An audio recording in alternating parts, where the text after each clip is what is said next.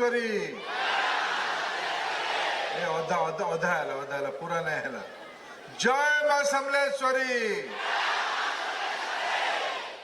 आज वैदिक international school रो वार्षिक उत्सव रे मंच रे उपस्थित थिबा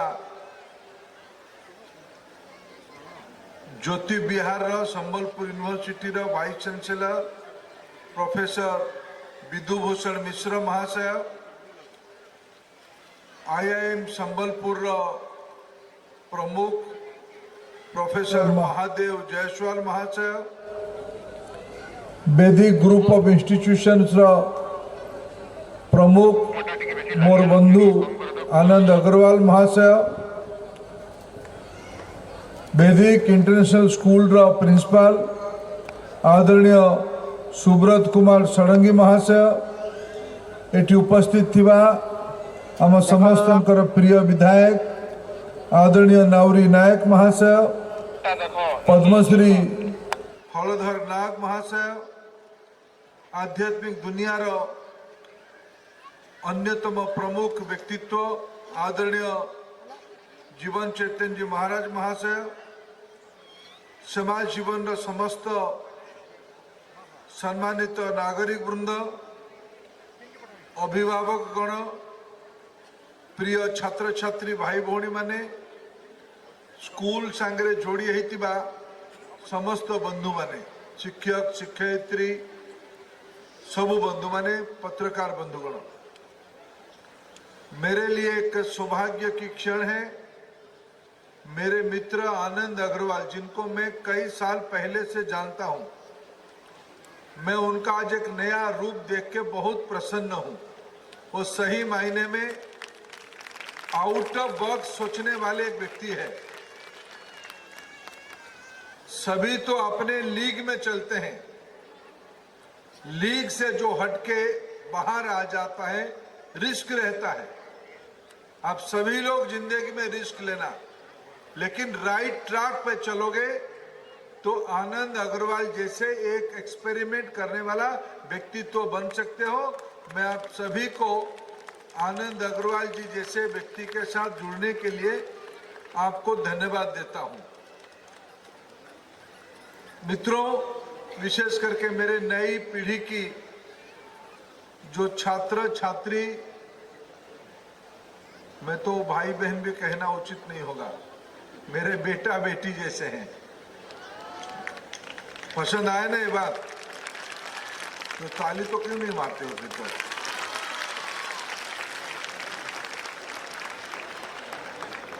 मित्रों, फिर बेटा बेटियों को कुछ साल के बाद मित्रों ही बोलना पड़ता है।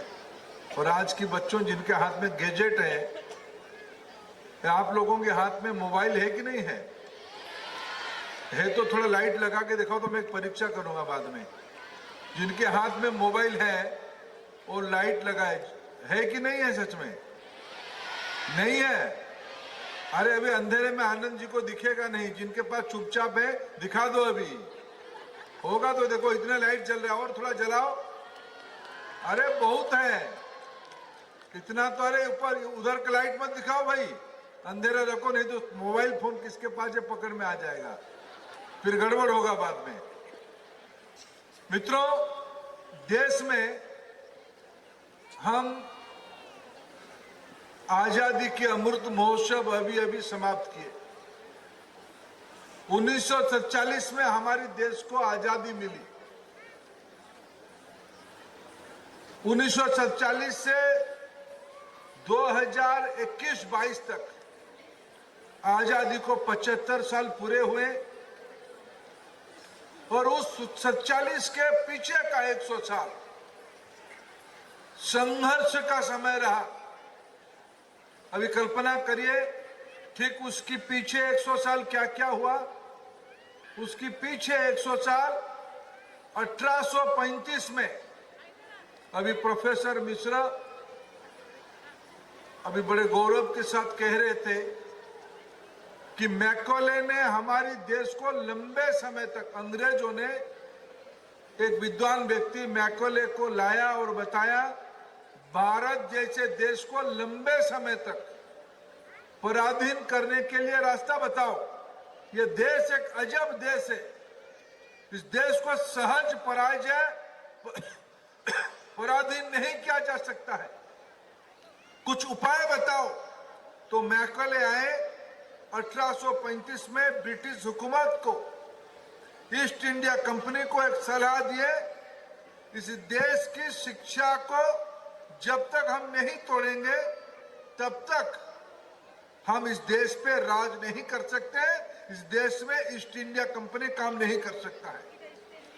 इसलिए स्कूल के नाम देखिए, वैदिक स्कूल। मैं आनंद जी को पूछ रहा था, आनंद जी इस स्कूल में बाकी कई विषयों में तो आप ज्ञान देते हो, लेकिन इस सभ्यता की, मनुष्य सभ्यता की, दुनिया की सबसे पुराने ज्ञान, जिसको वेद कहा जाता है, महाग्रंथ कहा जाता है, महाज्ञान कहा जाता है, जिसके नाम पे आपने वैदिक इंटरनेशनल स्कूल बनाया, इस स्कूल में वेद के बारे में भी कुछ मौलिक जानकारी आने वाले दिनों में आप दोगे, ये मेरा अपेक्षा है। मैं सबसे पहला निवेदन आपको ये करने वाला हूं। जिस देश में हजारों साल में, अगर मैं तिलक जी को कोट करूं, वेद की आयु 8000 साल पहले की है। जिस वेद में दुनिया की सभी विषयों के बारे में, विज्ञान, गणित, साहित्य, भाषा, समाज नीति, अर्थनीति, पर्यावरण, पानी, औद्योगिक दुनिया, जिस विद्या में सभी चीजों को लिखा गया था, उसका नाम है वेद। ऐसे आधार वाले वेद आधारित ज्ञान दुनिया की भारत को अंग्रेजों ने पराधीन करने के लिए 1835 में मैकॉले के नेतृत्व में एक मसौदा बनाया, जिसमें यह कहा गया कि इस देश की शिक्षा नीति को हम पटरी से उतारे, बाहर करें, तब जाके इस देश को हम संभाल पाएंगे। मित्रों, तब से लेकर 1947 तक लगभग 100 सालों की सघन लड़ाई के कारण अंग्रेजों को और हजारों सालों की गुलामी को हम भगा पाए, उसे मुक्ति हमको मिल पाई, और उस मुक्ति का, आजादी का 75 साल हमने पूरा किया। और कल्पना करिए, पिछले सदी में, अगर ये 21वीं सदी है, पिछले सदी में, 20वीं सदी में पहला जो 3 दशक था, 1 से 10, 10 से 21, फिर 21 से 31, 32, 33 और 47 तक, प्रारंभिक 3 दशकों में भारत में सभी विषयों के बारे में एक स्वाभिमान जागृत हुआ। हमारे देश में स्वराज्य की कल्पना आई। ईस्ट इंडिया कंपनी के खिलाफ माहौल ज्यादा बना। देश की सपूतों ने मर मिटने के लिए प्रण ले लिया। इस वीर संबलपुर में भी सुरेंद्र साय जी के नेतृत्व में संघर्ष हुई, उसके कारण देश को 1947 तक आजादी मिली। मित्रों, पिछले 75 साल हम लोगों ने देश को अपने तरीके से चलाने की काम किया। अनेक चीज हुए, अनेक उपलब्धि हुए, अनेक वैज्ञानिक प्रतिष्ठा मिली। चंद्रयान 3 तो उसी कड़ी का एक प्रमाण है। आज भारत की 5वीं नंबर की अर्थनीति उसी कड़ी का प्रमाण है। आप सभी की उपलब्धि पिछले 75 साल की सामूहिक उपलब्धि का एक बास्केट है। मित्रों, आज मैं जब मेरे नई पीढ़ी के सामने बात कर रहा हूं, मेरे बच्चों के सामने बात कर रहा हूं, 21वीं सदी जिनकी कंधे में रह के लगभग 100 साल की कल्पना करेगी, ऐसे बच्चों के सामने जब मैं बात कर रहा हूं, तो प्रधानमंत्री जी ने कहा है, आने वाले 25 साल जब आजादी का शताब्दी हम मनाएंगे,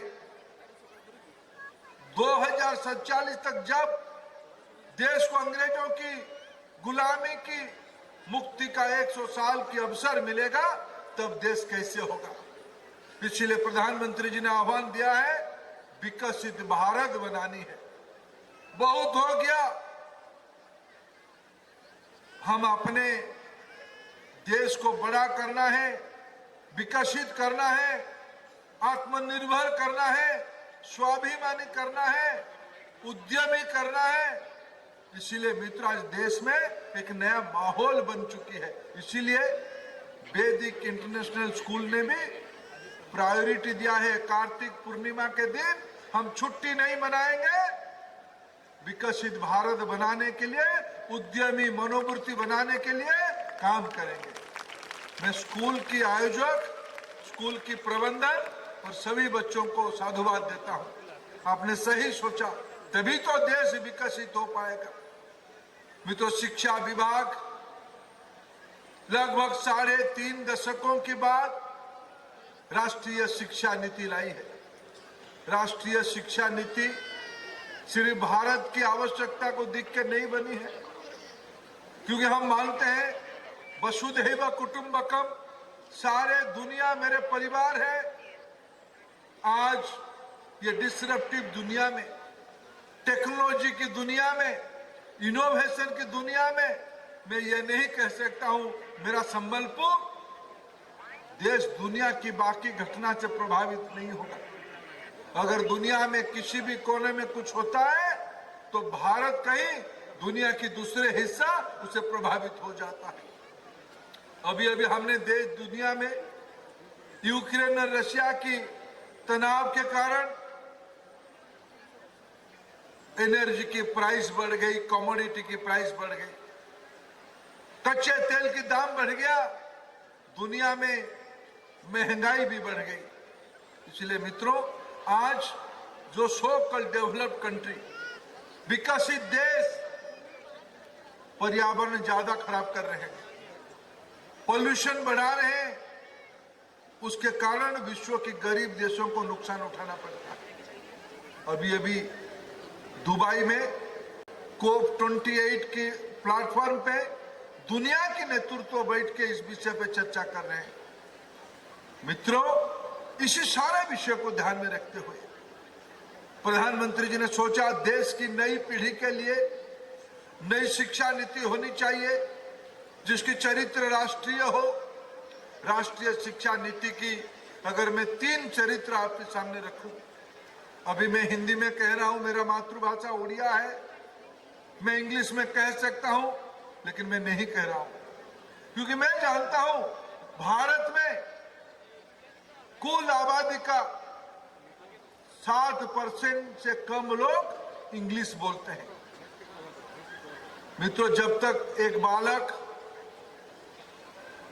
जिस भाषा को पहले सुनता है, जिस भाषा को पहले बोलता है, उस भाषा में अगर वो 5वीं क्लास तक, संभवतः 8वीं क्लास तक अगर उस भाषा में वो पढ़ेगा और लिखेगा, तब उसकी मन में स्पष्टता आएगी, उसकी मन में तर्क, अनुसंधान और विश्लेषण की क्षमता बढ़ेगी। उसी को अंग्रेजी फ्रेज में कहा जाता है क्रिटिकल थिंकिंग बढ़ेगी।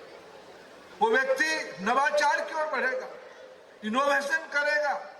इनोवेशन करेगा तो दुनिया को प्रभावित करने की ताकत हमारे भारत के बच्चों में है। मित्रों, हम भ्रम में ना रहे। जो अभिभावक ये मानते हैं मेरा बच्चा संस्कारी हो और आधुनिक भी हो, इसके लिए कोई गलतफहमी में रहने की आवश्यकता नहीं है। आपके बच्चे को आवश्यकता के हिसाब से दुनिया की अंग्रेजी क्यों, यूरोप की आधे इलाका में अंग्रेजी नहीं जानते हैं। आज की जो यूके है, उस यूके के एक हिस्से में अंग्रेजी नहीं बोलते हैं। इसलिए हमें कोई इस कॉम्प्लेक्स में, कोई इस भ्रम में भी नहीं रहना चाहिए। अंग्रेजी ही दुनिया की भाषा है। विश्व के अनेक इलाका में फ्रेंच बोला जाता है। चाइना दुनिया की सबसे आबादी वाला देश, उसमें मैंड्रिन बोला जाता है।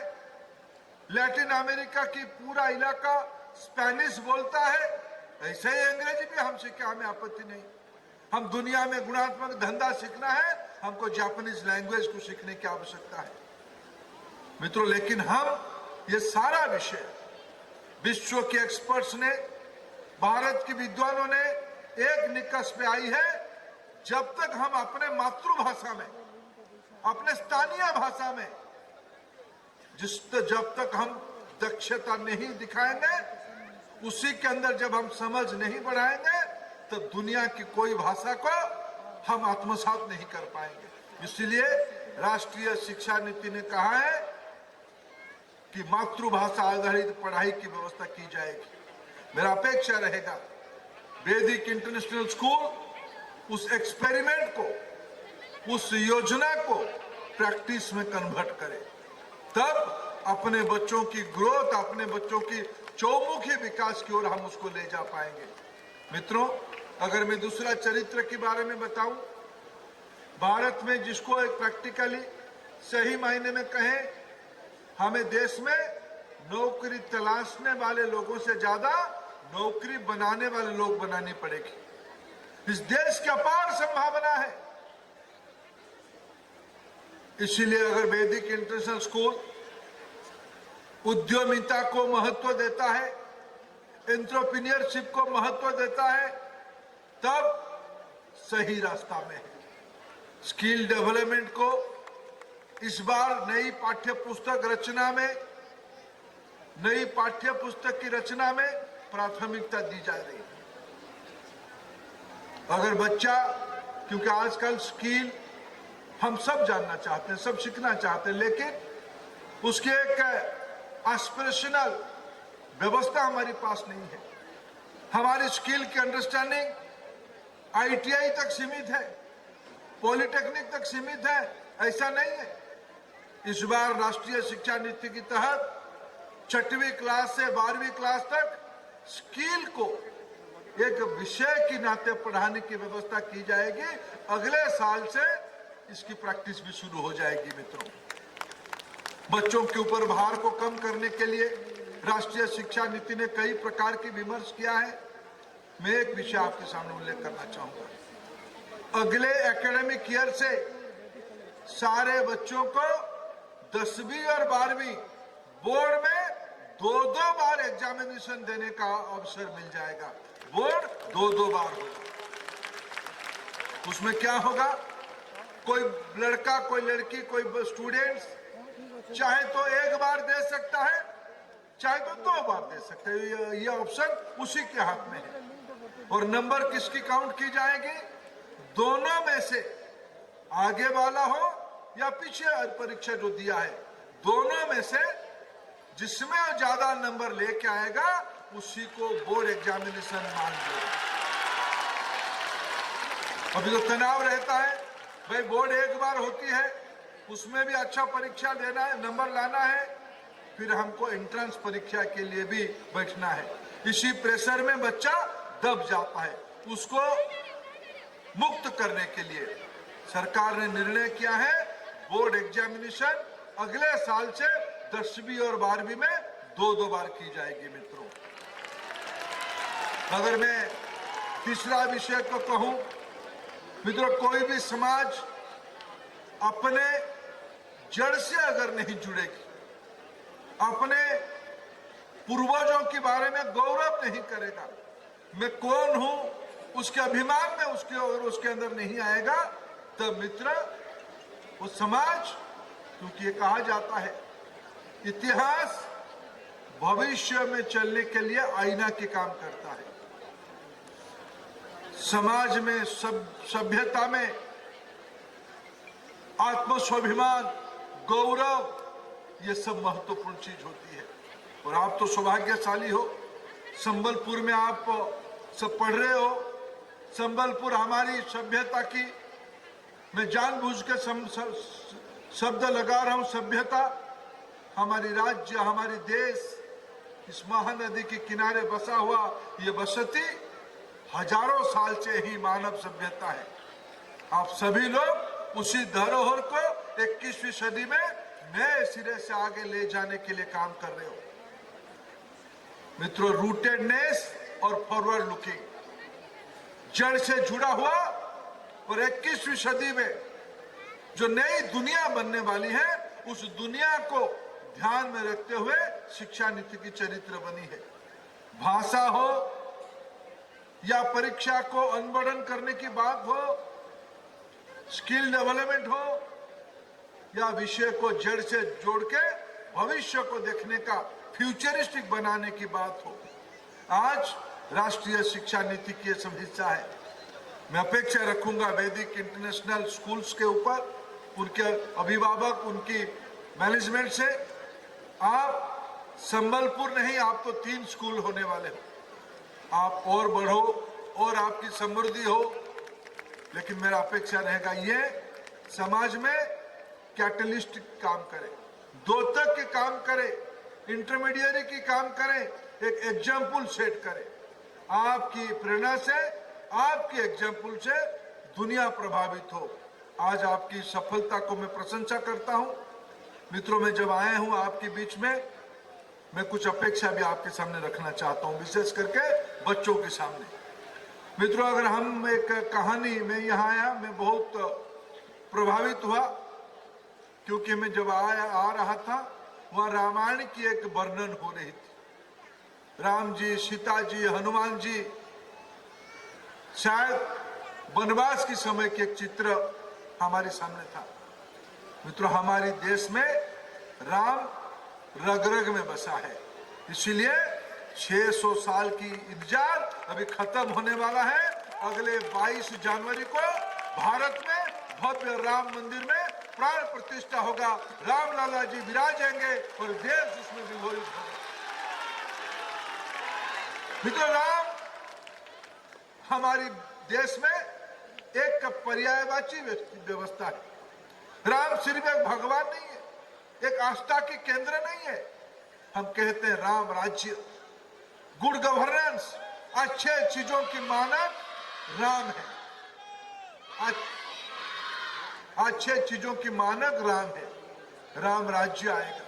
मित्रों, राम राज्य ऐसे नहीं आएगा, बिना मेहनत के नहीं आएगा, बिना जिम्मेवारी की नहीं आएगा।